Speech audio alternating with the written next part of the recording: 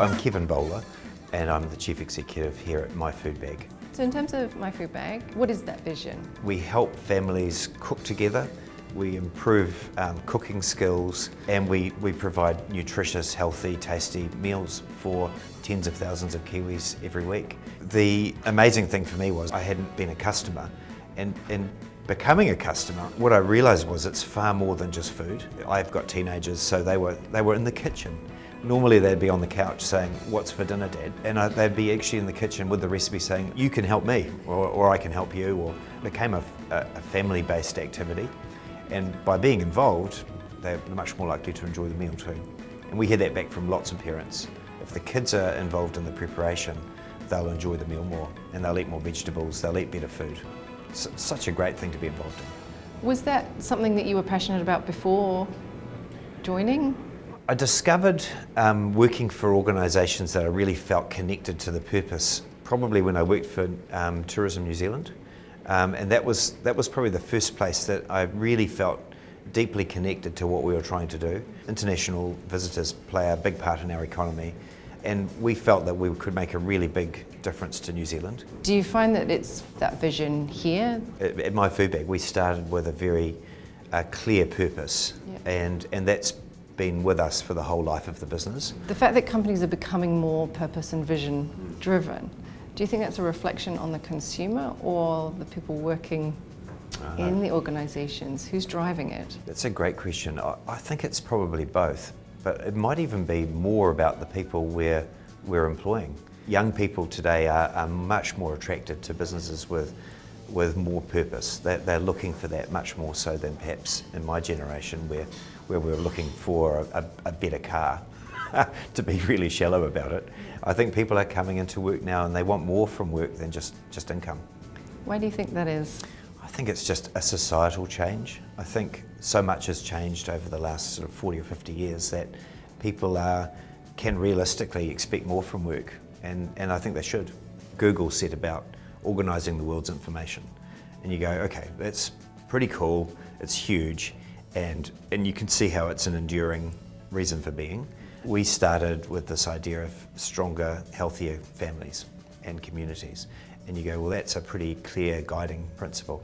Some businesses it's going to be much harder, I think, but going about it and talking to the people that are in the business and really soaking in what the business does, and then looking at the effect it has on customers and what the customer reaction is probably the right way to go about trying to figure out and put into words what that purpose might be. What have you learnt about it here that would be useful to CEOs and companies that haven't yet got that purpose statement clear? Probably the value that it brings, how it brings people together. So you see it in your employee engagement, you see it in the way people act and behave. Even those micro decisions that happen every day, every minute of every day, they're all going to be more or less aligned around heading in the right direction.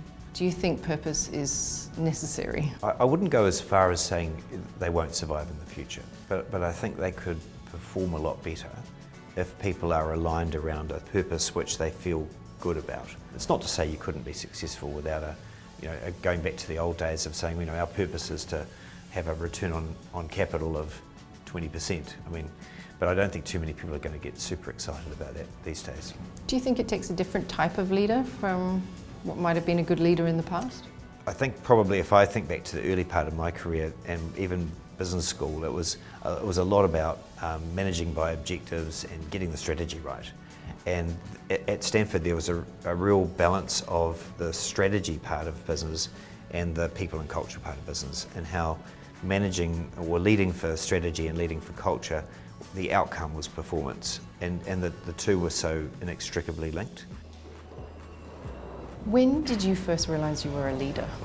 Well, I guess leadership's something that creeps up on you even when you're at school and you're involved in sports teams and those sorts of things. But I guess in business, probably mid-career, I guess, when I started to lead more people.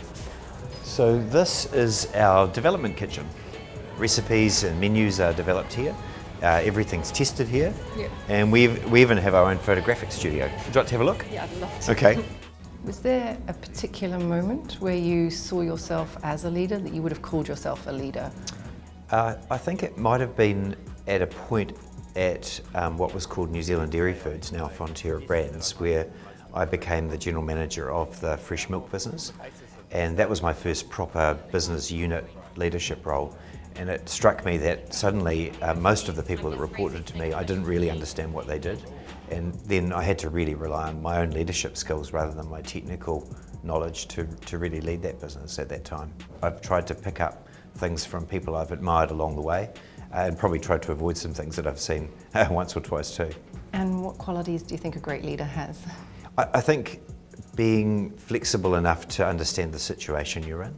So there are situations that require a certain type of leadership where you have to make quick, fast decisions. There are times when time might actually be on your side and you can make slower decisions and consider the options more carefully. In fact, sometimes you can even avoid a decision, really, but occasionally that can actually be the best course of action. So not being too impulsive and listening and being really aware of your environment.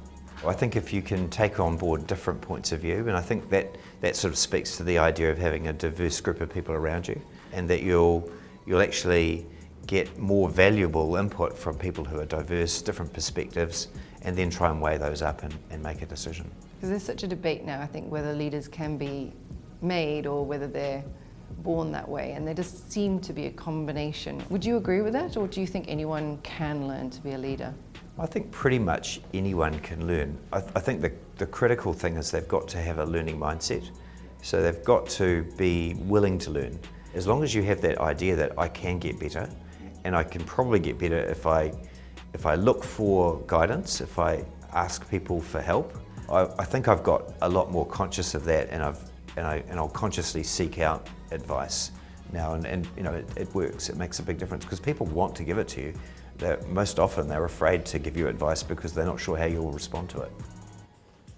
I think there is a level of isolation that you don't quite appreciate when you report to a CEO and you've got a peer group of 6 or 8 people around you who are all your equivalents. When you're the CEO, you have to have a slightly different relationship with those people because you need to realise that not every day is going to be a great day. Someone may have to go, or there'll be changes that you have to institute that result in that relationship being important, that you've managed it really well. Hey Lou, how are you? I also think that you set the tone for the organisation, and sure, as a senior leadership you have an impact on the tone, but when you're the CEO, people are looking at you all the time and they're trying to figure out how you're feeling. And if you're feeling a bit down, a bit glum, or you're not looking very optimistic, they'll go, oh, well, I should feel that way too. The impact you're having on others and how that's so important. Almost separating your own authentic feelings for what people need to hear from you. It's actually quite a hard thing to do, and I don't think a lot of people consciously walk into a room and think, what do these people need from me? They often go, what do I need from them? How much vulnerability do you think a leader should show? If you say, oh look, I'm prepared to be really honest and open and authentic, and you know I haven't got a clue what to do, I'm not sure people are going to respond super well to that.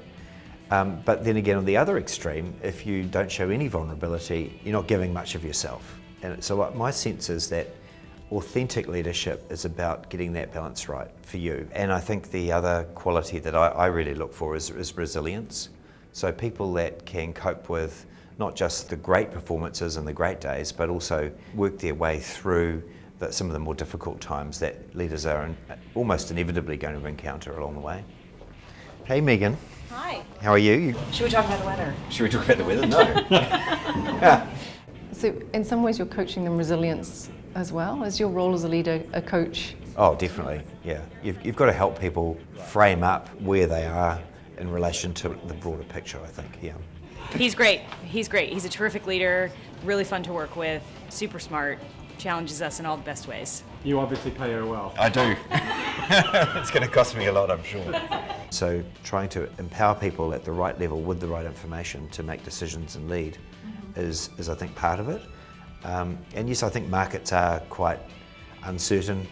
I mean, my feeling is you have to have a strong view of what you're doing in the short term, and maybe a sort of slightly fading view into the future. And if you've got purpose, if purpose is clear, then that's going to help you. Guiding star. Yeah, it's going to help you pick what's right and what's wrong out of those possibilities for the future too. So what do you do to unwind? I'm very physically active, so I mountain bike, I've got a road bike, I surf, paddle surf, run. My partner would say that I don't really do relaxing. I like to come back from my holiday feeling fitter and healthier than I left. And have you always been that way? No, it's probably 15 years now. I was persuaded by Malcolm Law, who was he's a fanatical trail runner, and I was persuaded to run the Route Burn with him for charity. I've gone on and I've run the Kepler and I've run the Abel Tasman, and the Kepler nearly killed me. The Kepler, I would. Yeah. So you did that in a day? Yeah. And that's, yeah. That's quite impressive. So do you think that the exercise helps with the resilience? Oh, I think it does, yeah. It builds character. It also gives you time to think. It clears the mind. Do you do anything else with like mindfulness and meditation? No, not really. The running is that. Pretty much, yeah. Anything else? No, I think that's great. You got it? Yeah. Okay. You could be here for weeks, couldn't we?